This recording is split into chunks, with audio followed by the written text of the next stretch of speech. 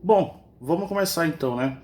É, eu vou começar falando primeiramente assim dos conjuntos numéricos, certo?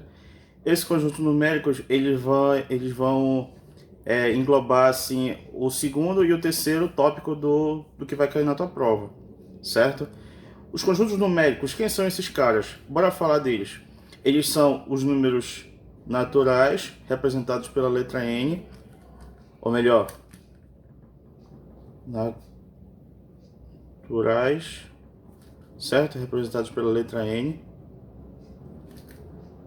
Mas quem são os números naturais? São esses caras aqui. 0, 1, 2, 3 e vai embora, certo? Até o infinito. Mais infinito. Certo? Outros, vamos lá. Os inteiros. Os inteiros, eles são representados pela letra Z. Beleza? Quem são os inteiros? São esses caras aqui. Eles vêm lá do menos infinito. Aí menos 3, menos 2, menos 1, 0, 1, 2, 3 e vai embora até o mais infinito. Certo? Bom, além desses caras, temos também os racionais.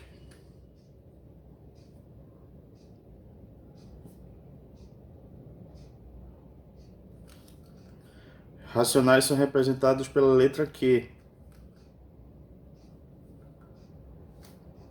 Quem são esses caras? Os números racionais são as frações. Por exemplo, 7 sobre 10, certo? O que mais? 0,5 são números decimais também, certo? Outros caras que podem representar também os números racionais são quem? São as dízimas periódicas, por exemplo, 0,3333, certo? Esses caras são os números racionais.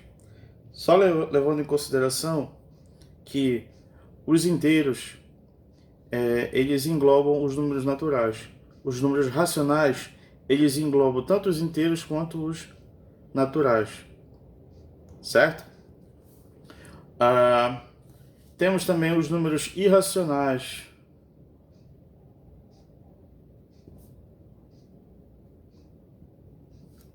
Os números irracionais são representados pela letra I.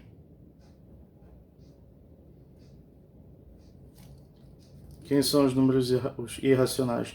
São aqueles números que a gente não consegue definir um padrão para eles. Por exemplo, esse cara aqui, 2,7172, ou melhor, 82, 81, 82, 84. Não tem como a gente definir um padrão entre eles, certo? 78, 82, 84. Não tem como a gente definir, certo? Quem vai ser o próximo número aqui? Outro número que é considerado número irracional é o número π, o famoso número π. Ele vale 3,14, 15, 9265 e vai embora, certo? A gente não tem como definir quem é o próximo número aqui que vem depois desse 5 aqui. Outro número que faz parte dos números irracionais são as famosas dízimas não periódicas. Dízimas não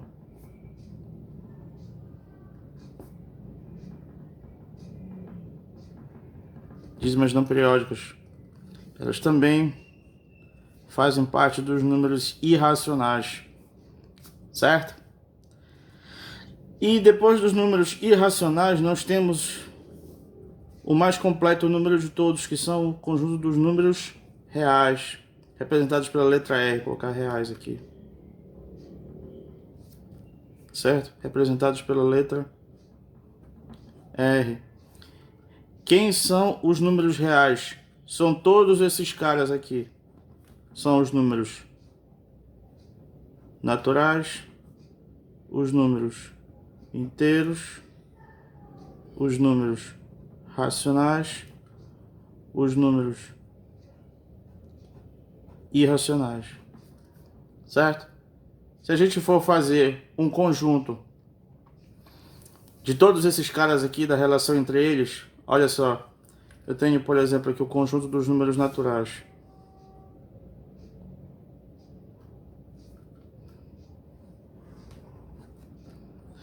Só que, acima do conjunto dos números naturais, tem o quem? O conjunto, olha só, dos números inteiros, certo? O conjunto dos números naturais, ele está o quê? Contido no conjunto dos números inteiros. Então,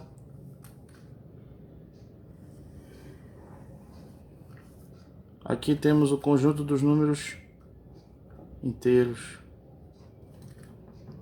certo? Depois temos quem? Os números racionais.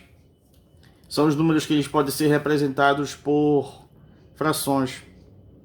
Só uma coisinha. Os números naturais são os números que representam quantidade absoluta, certo? A gente não fala, por exemplo, isso aqui é meia caneta, certo?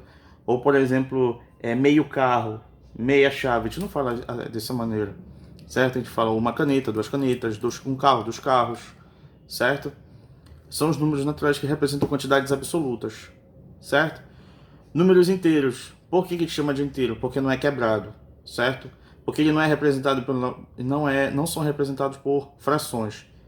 São também quantidades absolutas, mas englobam também, olha só, os números negativos, certo? Os racionais são aqueles números que a gente já pode representar por frações, são números com vírgulas, certo? São dízimas periódicas. Os números irracionais são aqueles números que a gente não consegue definir um padrão para eles. Eles são números completamente aleatórios, são números que possuem infinitas casas decimais, certo? É o caso desse número aqui, é o número de Euler, o número π, certo? Ele vale 3,1415, entendeu? São as dízimas não periódicas. Outros números irracionais são também as raízes quadradas de números, por exemplo, que não possuem raiz quadrada exata. Por exemplo, raiz quadrada de 11. Quanto é que é a raiz quadrada de 11? Não faço ideia, certo? Mas tenho absoluta certeza que fica entre 3 e 4, já que a raiz quadrada fica aproximadamente entre 3 e 4, já que a raiz quadrada de 9 é 3, a raiz quadrada de 16 é 4. Então tá nesse intervalo aí. E para finalizar, os números reais, certo? O conjunto dos números reais fazem parte os naturais, os inteiros, os racionais e os irracionais, certo? Aqui, montando esse pequeno conjunto aqui, nós temos o conjunto dos números naturais. Acima do conjunto dos números naturais temos os inteiros. Acima dos números inteiros nós temos os números racionais. Agora, olha só um pequeno detalhe.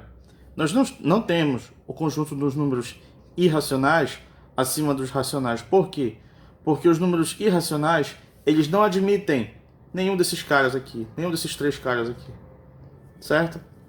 Então, ele é um conjunto fora aqui. Só que acima de todos esses caras, nós temos o conjunto dos números